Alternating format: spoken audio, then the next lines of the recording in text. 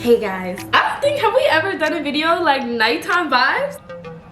I don't know. I'm excited. As you can see by the title, first of all, we're gonna do a little chit chat, wind down about a couple different topics. I was gonna do a wind down, but I think we're changing this to a mixed drink down. You know what I'm saying? I just feel like that's the vibe a little bit more. We are gonna talk about some things because I don't know, I wanted to kind of do something a little bit more like chill, like me kind of chilling in my home, in my element, what I normally would do with some girlfriends over the phone, or you know, at night, a little sleepover vibe, you know? And that's what we're gonna do. So yeah, are you guys ready? I'm ready. Put my feet up. Now we can really get into it, okay? So first, let's pick the drink. Oh, pause. But first, if you have not subscribed to my channel yet, what are you doing? We're gonna give you a couple seconds to do that. Did you do it? Good. Now you can watch the video and welcome to our family. Also, follow me on my socials so we can participate in polls, all that fun stuff, or whatever. Let's just get into this. Okay, I have my glass. I was just thinking a cute little orange juice mixed drink. You know what I mean? Not lotion on my hands.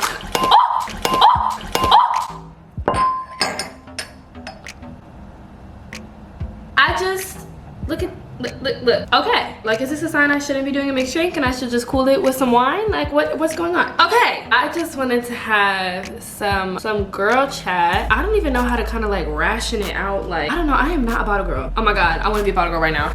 Yes! Anyway, I low-key feel like it's way too much orange juice. Let's take some out. The way that I'm just eyeing this right now is concerning. Oh, smell it! Oh. Oh my God, it's so strong. Perfect.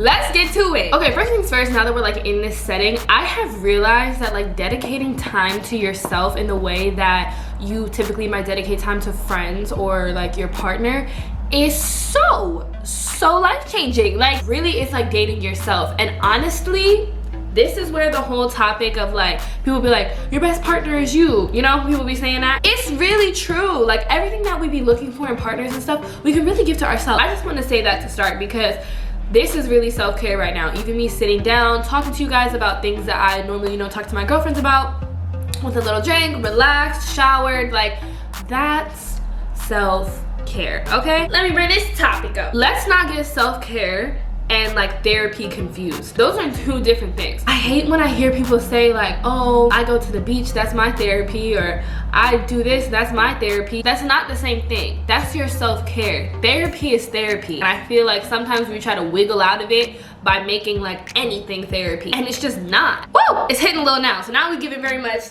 girl time. Okay, so like I was saying, guys, self-care is super duper important. It's also super duper important to separate self-care from therapy. So once again, I'm giving you guys a resource for those of you that don't want to do like traditional therapy. Search might have been a little difficult for you, etc. We're gonna talk about BetterHelp. Yeah, I feel like sometimes we feel like we need to look for like self-care when we might feel like something's interfering with our happiness or we're not getting to our goals. But really sometimes what we need is like professional help. Basically, BetterHelp is gonna help you assess your needs and then assign you to your own professional licensed therapist. And then literally you can start communicating within like 48 hours. It's not like a crisis hotline or like self-care and self-help. It is literally professional therapy designed for you. And it's done securely online. There's also a lot of therapists on there, like literally 20,000 plus different therapists that might not be available to you locally, or just somebody that fits your needs better. Also, it is worldwide, so all of my loves that are across the globe, you guys can get this as well. And it's not like a scheduled thing. You can log into your account anytime and send a message to your therapist. And you can also schedule weekly sessions if you want to. You can do it over the video, you can do it over the phone, whatever makes you most comfortable. You're not like sitting in a waiting room waiting to see your therapist. You can do it whenever works for you. Also, if you're just not feeling a therapist that you got assigned to, you can change your therapist at any time. And it's more affordable than offline therapy, and they have financial aid. Yes, we're gonna get you living happier and healthier like today. I'm gonna have the link like up here, but you can visit betterhelp.com/Taty. That's better HELP, and join over 1 million people that are taking charge of their mental health and their happiness on BetterHelp right now. And you know I got you. You get 10% off your first month with my code. So make sure you click the link in my description box and get started today. Thank you to BetterHelp for sponsoring this video. Now let's chit chat. Okay, y'all. So I just got off a live with y'all, right? And we just got into some things. So I'm gonna bring them here. First, let's talk about red flags. We're gonna get into it, okay? Woo. A girl on my live right now just told me some girl had him as her wallpaper and he said that's his cousin. Let's have a drink for our fallen sister. That man's a liar. I'm not gonna hold you. I don't know any girl that got their boy cousin as their wallpaper. Listen, if you do, I have some questions about that. What possessed you to do that? So basically what I'm saying is, that's a red flag. If girls are doing different things and he like, oh, that's my cousin. Oh, that's my cousin too. That's my cousin. I want you to run. I hate when men, like when you're like, oh, so when was your last relationship? And they're like, I've never been in a serious relationship. I've never had a relationship. I'm like, questionable. Now, depending on how old he is, okay, fine. But if this is a grown man, it's questionable to me because I feel like out of all your grown years of living, you never once liked a girl enough to cuff her. I don't like that. He's probably a commitment phobe. That's not to say that maybe he's not ready now, right? Like maybe, you know, he got all that out of him, now he's ready to settle down. But a lot of times you don't want to be the first one, right? So let's say he's been, you know, Mr. Playboy for all these years and now he's like, nah, I'm ready. You don't want to be his first one because he's still kind of got to adjust to what a relationship is. And you honestly, as a woman, don't want to have to be responsible for teaching a man what a relationship is, for teaching a man what, you know, communication within a relationship is, what healthy dialogue is. You don't want to be responsible. You don't want to put yourself through that. It's just, it's a lot. You really don't want to be a man's first at anything. You really don't. And like, I know a lot of girls get like, oh, I'm his first love, like I want to be his first love. Girl, 9 times out of 10 they never end up with their first love. They end up messing up, something ends up going on. It's a learning process. So you kind of want somebody that's done this before. Now if they say their last relationship was 2 months ago, or they say they've been in 3 serious relationships in the past 2 years, it's like, you know, I don't know. It's a little questionable because that can give serial lover as well. That can give, I just want to get my love from anywhere I can get it. To me, another red flag is that he only has time for you at night. I understand people have jobs and stuff, but there ain't no way you don't have one day off, or there's no way you don't have lunch breaks. I think if he's only seeing you at night, he only wants to see you at night, and you can make your deduction on why he only wants to see you at night. There's a reason why, okay? Also, inconsistency is the biggest red flag that there is. I feel like y'all are always asking me like, what do I do if, you know, sometimes he's really great, but sometimes it's just like no effort at all, or he ghosts me sometimes, or he's really inconsistent. Leave him alone. If he really wanted you and knew that he wanted you, he would communicate. And I'm not saying that everybody has to have stellar communication skills, but it really isn't too difficult to let me know if you're gonna be gone. It's really not hard to be like, hey, I have this type of day going on, I will talk to you later. Especially if you expressed it. Like if you've been like, man, you do not talk to me enough, or you go ghost on me, or you this and that. If he hasn't made any type of effort to explain that behavior rationally, or to improve on that behavior, he doesn't really care enough. He wouldn't be wanting to make you feel that way off of his lack of effort or off of his actions. I feel like a lot of times as women, we be seeing the red flags, but in our head, it's like some reason, some way, somehow, there's an excuse, there's something that's making us be like, you know what? It's okay. There's something that's making us try to act like we didn't just see that red flag, or try to make an explanation for that red flag. And I think it's what I was talking about in my last video about like how we want to be a girlfriend so bad that like when we see, you know, us possibly having that in somebody, we ignore everything that we know we shouldn't, just so we can keep that connections, we can keep that relationship, so we can keep whatever it is. That's us being desperate. And it's not even like, I would never want that to be said as like a, oh, like women are desperate for love. I think that society made us that way. Just like men are desperate for success in work. Men are desperate to be noticed as an alpha from their other peers, from other men. Like we could really do both. So let's not make it seem like, oh, women are just the desperate beings. No, men are just as desperate. And we've seen that in other realms where we see men that are desperate for girls that are, you know, paying however much for OnlyFans a month and doing it. You know what I'm saying? People are desperate for different reasons, and that's a people thing. That's not a gender thing. But I think as far as women go, when I'm talking to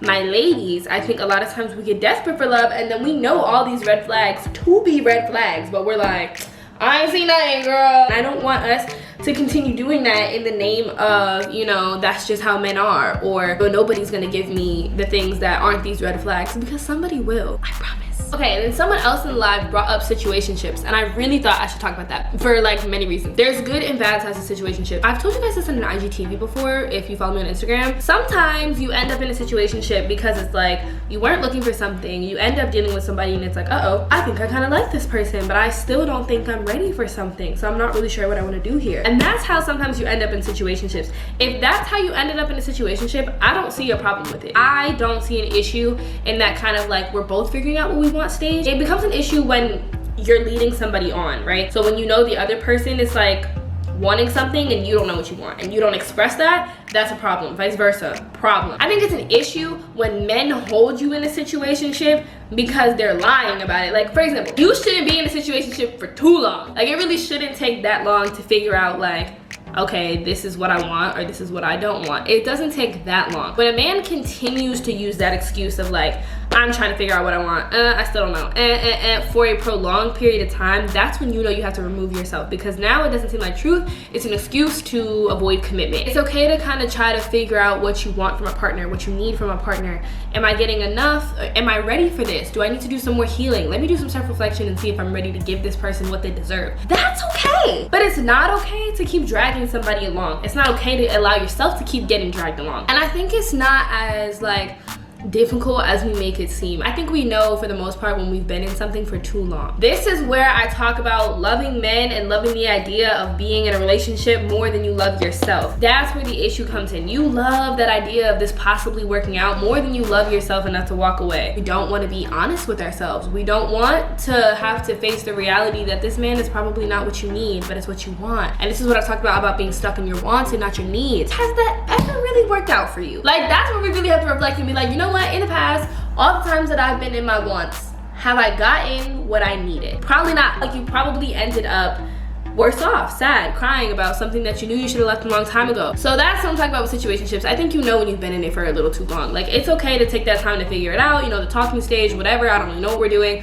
But when you're coming over and just sleeping together and stuff, it's not a situationship. That's him using you for those reasons. That leads me into something else that we talked about in the live about friends with benefits situations. I think that's tricky. I think it could totally work. It could totally work. If two people are not looking for anything and you guys are just, you know, attracted to each other, but there's nothing else there. You're not attracted to each other's personalities, or you're not ready for that. Both of you mutually and equally, it could work out. But a lot of times somebody ends up catching feelings. That's just how it goes. Like, somebody ends up lying to themselves and saying that they're okay with this not being more just to keep what they have. You don't want to lose it all together, but you know you want more. So it's like, ugh, I'm just gonna settle for what I can get from this person. And that's miserable. Like, you don't want to have to do that. You want to be with somebody who wants what you want, you know? And a lot of times also doing things like that, grown folk stuff, a lot of times doing that is an open door to emotions. It's intimacy at the end of the day, and that might unlock parts of yourself that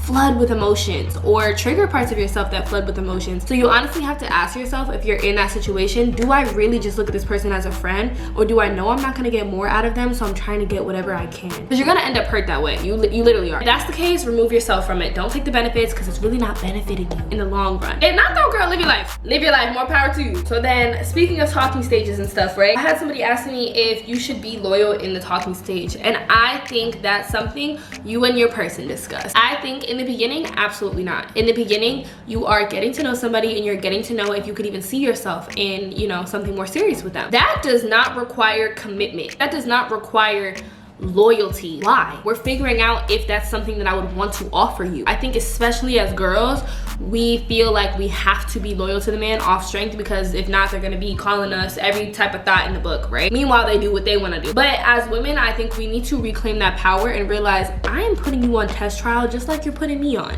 And I'm trying to figure out if I would even want something more with you, if I would even want to block off all my other options because you're that great of an option. I don't know that yet, just like you don't know that yet. So until we get to the point where it's like, okay, you know what? You really fulfill me in the sense that I don't really want to see other people. Let's have a conversation. How do you feel? Am I fulfilling you in that way? Okay, cool. Let's exclusively see each other for a while, and if it still continues to go well, let's date. Like, that's a figure out stage, and that's also something that you need to discuss with whoever you're getting to know. That's not something that you should assume in your head. Because a lot of times somebody may feel some way about it and we feel a completely different way about it. That person might feel like you should be exclusive off the jump. That person might feel like, I'm not exclusive until we're dating. You never really know. So that's a conversation you have with people, because that's really an individual feeling. But personally, I feel like you do not have to commit to somebody until you've had the conversation. Hey, let's see each other exclusively because I really like you. Is that something you'd want to do? Boom. Communication solves so many problems that we don't want to deal with. I feel like we're so afraid of that rejection. We are so afraid of somebody not having the same feelings as us and this and that. And it's just like, why? If anything, that's great. That's not the person for you. And now you've weeded it out. You've saved yourself some more time and embarrassment and hurt and whatever else. And you've weeded it out. Now let's keep going back to loving yourself until you find the person that does love you for you and that is the one. You know? I feel like we have such a negative connotation of things not working out or being rejected. If somebody rejects you, they're not the one for you, or you weren't the one for them, and that's okay. I think we have this obsession of like wanting to be the one for everyone we meet, and if we're not the one, we feel less than. But it doesn't make sense for you to be the one for everybody. So that's where you have to realize, if somebody's doing you dirty or rejecting you and stuff, it's not because you're not worth it. It's because you're not meant for them. And that's okay. Just like they weren't meant for you. That's okay. We like want to be loved and admired and adored by everybody. And sometimes that's just not how life works. You have somebody somewhere out there that is your person. And so you're gonna have to go through this, whether you're rejecting people or they reject you, until you find your person and they find theirs. And that's okay. Also, I had someone ask me a couple times in the chat how to get over depression and feeling lost in the world.